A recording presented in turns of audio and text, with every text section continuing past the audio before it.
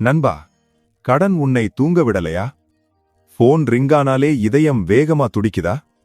அறியாத நம்பர்னா உடனே silent போடுறாயா? Message வந்தாலே இதே கேள்வி, இஎம்ஐ தானா? வெளியில் யாரும் உன்னை அடிக்க மாட்டாங்க, ஆனா கடன் என்ன செய்கிறது தெரியுமா? அது சத்தமில்லாமல் உன் தலையை கீழே குனிய வைக்குது. அது உன் கனவுகளை குறைக்குது. அது உன் தைரியத்தை சுருக்குது. அது உன் பேச்சையே மாற்றுது. நீ முன்னாடி சிரிச்சவனா இருந்தா இப்போ சிந்திக்கிறவனாக மாறிட்டியா? ஒரு விஷயம் நினைவில் வை, கடன் என்பது பணப்பிரச்சனை இல்லை, அது கட்டுப்பாடு. உன்னை கட்டுப்படுத்த ஆரம்பிச்ச எதுவும் அது எதிரி. இன்று நாம் பேசப்போவது கடனை அடைப்பது எப்படி என்பதல்ல, கடன் உன்னை அடக்காமல் நீ அதை அடக்குவது எப்படி என்பதுதான். இப்போ கேள்வி ஒன்று, நீ கடனுக்கு அடிமையா அல்லது இன்னும் உன் வாழ்க்கையின் அரசனாயிருக்கிறாயா? கடன் உன்னை எப்படி உடைக்கிறது? கடன் முதலில் பணத்தை எடுக்காது, அது தைரியத்தை எடுக்கிறது. நீ கவனிச்சு பாரு, கடன் இருக்கும்போது நீ பெரிய முடிவுகளை எடுக்க மாட்ட. புதிய முயற்சி செய்ய பயப்படுவாய். புதிய இடம் போக தயங்குவாய். யாராவது பணம் பற்றி பேசினாலே சும்மா இருப்பாய். ஏன் தெரியுமா? உன் உள்ளே ஒரு சத்தம் வரும், நீயே கடன்ல இருக்கே. இதுதான் மன அடிமைத்தனம். ஒரு மனிதனை அடிமையாக்க கட்டுப்பாடு போதும். கடன் அந்த கட்டுப்பாட்டை தருகிறது. ஆனா இங்கேதான் திருப்பம். கடன் உன்னை அடிமையாக்க முடியாது, நீ ஒத்துக்கொண்டால் மட்டுமே முடியும். விதி எண் 1, பயத்தை உடை. முதலில் உண்மையை நேராக பாரு. நீ கடனில இருக்கிறாய், அது உண்மை. ஆனா அதனால் நீ முடிஞ்சிட்டேன்னு அர்த்தமில்லை. நாம் செய்யும் பெரிய தவறு என்ன தெரியுமா? நாம் கண்களை மூடிக்கிறோம். பார்க்காம இருந்தா மனசு சாந்தமா இருக்கும். இல்லை, பார்க்காம இருந்தால் அது பெருசா ஆகும். இன்று ஒரு பேனா எடு, ஒரு வெற்று காகிதம் எடு, எல்லா கடனையும் எழுது. எவ்வளவு தொகை, எவ்வளவு வட்டி, யாரிடம், கடைசி தேதி. எழுதும்போது உனக்கு பயம் வரும், வியர்க்கலாம், தலை வலிக்கலாம். ஆனா அந்த நிமிஷத்திலிருந்து நீ ஓடுறவன் இல்லை, நீ எதிர்கொள்றவன். பயம் ஒரு நிழல் மாதிரி. நீ திரும்பி நின்னா அது குறையும், திரும்பி ஓடினா அது பெருசா ஆகும். ஒரு உண்மை காட்சி. ஒரு மனிதன், சம்பளம் மாதம் 35,000, கடன் மொத்தம் 4.8 லட்சம். அவன் என்ன செய்தான் தெரியுமா? முதலில் 6 மாதம் அவன் பயந்தான். பிறகு ஒரு நாள் முடிவு செய்தான். அவன் எல்லா கடனையும் எழுதினான். அவன் கணக்கு பார்த்தான். அவன் உணர்ந்தான், இது முடியாத விஷயமில்லை. அந்த நாளிலிருந்து அவன் மனசு லைட்டானது. பணம் குறையவில்லை, பயம் குறைந்தது.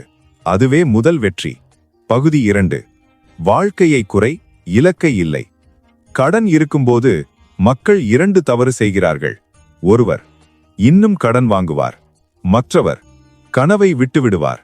இரண்டும் அழிவு. கேள், தற்காலிக சிரமம் நிரந்தர சுதந்திரத்துக்கு வழி. 1 வருடம் சாதாரணமாக வாழ முடியும். பிரம்மாண்டம் வேண்டாம், காட்சிக்கு செலவு வேண்டாம், பிரபலமாக தெரிய வேண்டாம். நினைவில் வை, சிம்பிள் வாழ்க்கை அவமானமில்லை, அது தந்திரம். நீ செலவை குறைத்தவுடன் நீ கட்டுப்பாட்டை பிடிக்கிறாய். கடன் இருக்கும்போது செய்ய வேண்டிய 5 செயல்கள். தேவையில்லாத சப்ஸ்கிரிப்ஷன் நிறுத்து. வீண் அவுட்டிங் குறை. கேஷ் ஃப்ளோ ட்ராக் செய். கிரெடிட் கார்டு யூஸ் தற்காலிகமாக நிறுத்து. எமர்ஜென்சி ஃபண்ட் தொடங்கு. இது தியாகமில்லை, இது மறுசீரமைக்கு. விதி எண் 3, வருமானத்தை உயர்த்து. கடனை அடைக்க வேகமான வழி செலவு குறைதல் மட்டுமில்லை, வருமானம் அதிகரித்தல். சம்பளம் குறைவுன்னு சொல்றவன் ஒரு வழியிலேயே நிக்கிறான். எனக்கு எப்படி அதிகப்படுத்தலாம்னு கேட்கிறவன் புதிய கதவு திறக்கிறான். நீ என்ன கற்றிருக்கிறாய்? அதை மானிட்டைஸ் பண்ணலாமா? Tuition, editing, designing, delivery, digital services, small reselling. இரவு 2 மணி வரை சீரீஸ் பார்ப்பதை 1 மணி நேரம் ஸ்கில் லேர்னிங்காக மாற்று. 1 வருடம் கழித்து நீ வேற லெவல். மனநிலை மாற்றம்.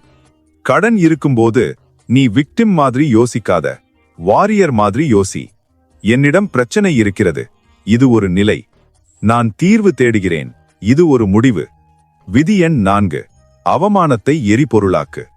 கடன் இருக்கும்போது மக்கள் பேசுவார்கள், அது நிச்சயம். அவர்கள் சொல்வார்கள், அவன் நிலை பாத்தியா, அவனால முடியாது. இந்த வார்த்தைகள் உன் மனசை குத்தும். ஆனா கேள், அவமானம் ஒரு ஆயுதம். நீ உடைந்தால் அது உன்னை கொல்லும், நீ உழைத்தால் அது உன்னை உயர்த்தும். ஒரு நாள் அதே மனிதர்கள் உன் மாற்றத்தை பார்த்து அமைதியாக நிற்பார்கள். பகுதி 3. சாணக்கிய தந்திரம், அமைதியான முன்னேற்றம். கடன் அடைக்கும்போது உன் போராட்டம் வெளியில் தெரிய வேண்டிய அவசியமில்லை.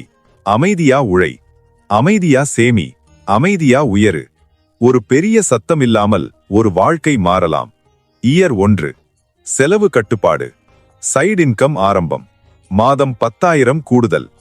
இயர் 2. Side income 25,000. பாதி கடன் முடிவு, செல்ஃப் கான்ஃபிடன்ஸ் திரும்பியது. Year 3. Full debt clear, emergency fund 3 மாதம். இன்வெஸ்ட்மெண்ட் தொடக்கம். மாற்றம் பணத்தில் இல்லை, அவன் முகத்தில்.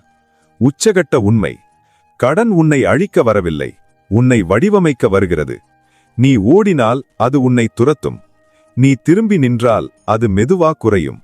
நீ தினமும் 1% முன்னேறினால் 1 வருடம் கழித்து 365% மாறுவாய். ஆழமான கேள்வி. கடன் இல்லாமல் நீ டிசிப்ளின் கற்றிருக்கிறாயா? சேமிப்பு கற்றிருக்கிறாயா? பண மதிப்பு கற்றிருக்கிறாயா? சில நேரம் வலிதான் ஆசான். இறுதி அழைப்பு. இன்று ஒரு முடிவெடு. நான் ஓட மாட்டேன், நான் பயப்பட மாட்டேன், நான் திட்டமிடுவேன், நான் செயல் பண்ணுவேன். கடன் என்னை கட்டுப்படுத்தாது, நான் அதை கட்டுப்படுத்துவேன். ஒரு நாள் நீ கடந்த காலத்தை நினைத்து சிரிப்பாய்.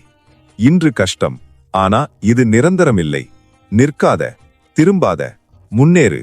வெற்றி மெதுவாக வரும், ஆனால் நிச்சயம் வரும். கடன் என்பது பணப்பிரச்சனை அல்ல, அடையாள பிரச்சனை. ஒரு கேள்வி உன்னிடம். நீ உன்னை எப்படி பார்க்கிறாய்? நான் கடனில் இருக்கும் மனிதன் அல்லது நான் தற்காலிகமாக சிரமத்தில் இருக்கும் மனிதன்? இந்த 2 வாக்கியங்களுக்குள் வித்தியாசம் தெரிகிறதா? முதல் வாக்கியம் உன்னை நிரந்தரமாக கட்டி வைக்கும். 2வது வாக்கியம் உனக்கு வெளியேறும் வாய்ப்பை திறக்கும். கடன் உன் அடையாளமாக மாறும்போதுதான் ஆபத்து. அது உன் நிலை மட்டுமே இருக்க வேண்டும், உன் அடையாளமாக கூடாது. ஒரு போராளி தோல்வி அடைந்தால் அவன் நான் தோல்வி என்று சொல்ல மாட்டான், அவன் இந்த போரில் தோற்றேன் என்று சொல்வான். நீயும் அதே மாதிரி யோசிக்க ஆரம்பிக்க வேண்டும். மன ஒழுங்கு இல்லாமல் பண ஒழுங்கு வராது. கடன் அடைப்பதற்கு முன் நீ கட்டுப்படுத்த வேண்டியது பணமில்லை, மனம். நீ உன்னிடம் கேள், நான் இம்பல்சிவா செலவு செய்கிறேனா? நான் ஸ்ட்ரெஸ் வந்தால் ஷாப்பிங் பண்ணுகிறேனா? நான் போராக இருந்தால் ஆன்லைன் ஆர்டர் செய்கிறேனா? கடன் உருவாகும் இடம் வட்டி அல்ல, அது மன பலவீனம். அதனால் இன்று முதல் ஒரு பழக்கம் தொடங்கு. ஏதாவது வாங்க வேண்டும் என்றால் 24 மணி நேரம் காத்திரு. அந்த 24 மணி நேரத்தில் அது தேவையா ஆசையா என்று தெளிவாகும். இந்த ஒரு பழக்கம் மட்டும் உன் வாழ்க்கையை மாற வைக்கும். கடன் சுழற்சியை உடைக்கும் உளவியல். கடன் ஒரு சுழற்சி. கடன், மன அழுத்தம், தவறான முடிவு, மேலும் கடன். இந்த சுழற்சியை உடைக்க வேண்டுமானால் ஒரு இடத்தில் நீ நிறுத்து என்று சொல்ல வேண்டும். அந்த நிறுத்து என்பது புதிய கடன் எடுக்காத முடிவு. நீ கடன் அடைக்க முயற்சி செய்கிறாய், ஆனா கிரெடிட் கார்டு ஸ்வைப் செய்து கொண்டே இருந்தால் அது கசிந்த குடத்தில் தண்ணீர் ஊற்றுவது போல. தற்காலிகமாக சிரமம் ஏற்று கடன் சுழற்சியை நிறுத்து. பணத்தை மதிக்க கற்றுக்கொள்.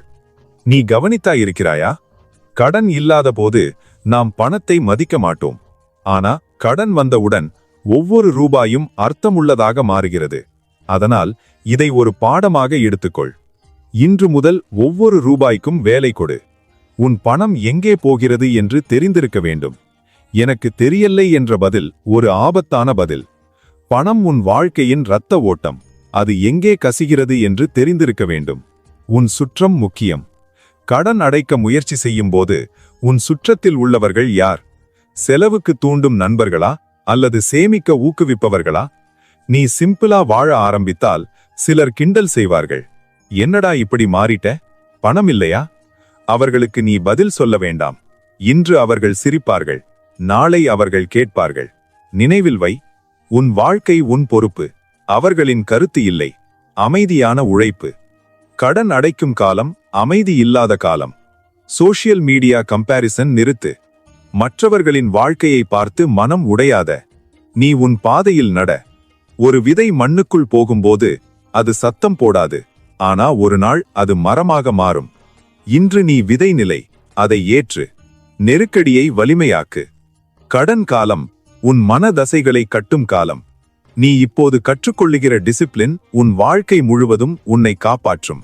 நீ இப்போது கற்றுக்கொள்ளுகிற பொறுமை உன் எதிர்கால வெற்றிக்கு அடித்தளம். ஒரு நாள் நீ டெட் ஃப்ரீ ஆன பிறகு இந்த காலத்தை நினைத்து நன்றி சொல்வாய். ஏனென்றால் இந்த காலம்தான் உன்னை உருவாக்கியது. உன் எதிர்காலத்தை கற்பனை செய். கண்களை மூடி ஒரு காட்சி பாரு. கடன் இல்லாத நீ. போன் ரிங்கானாலும் பயமில்லை. இஎம்ஐ ரிமைண்டர் இல்லை. மனசு லைட்டு. நடப்பு நேராக. அந்த மனிதன் நீதான். அவன் இப்போது உருவாகிறான். ஒவ்வொரு டிசிப்ளின்டு நாளும் அந்த மனிதனுக்கான ஒரு படி. பகுதி 12. 5 ஆண்டு திட்டம். 1 வருடம் கடன் கட்டுப்பாடு. 2 வருடம் முழு கடன் தீர்வு. 3 வருடம் எமர்ஜென்சி ஃபண்ட்.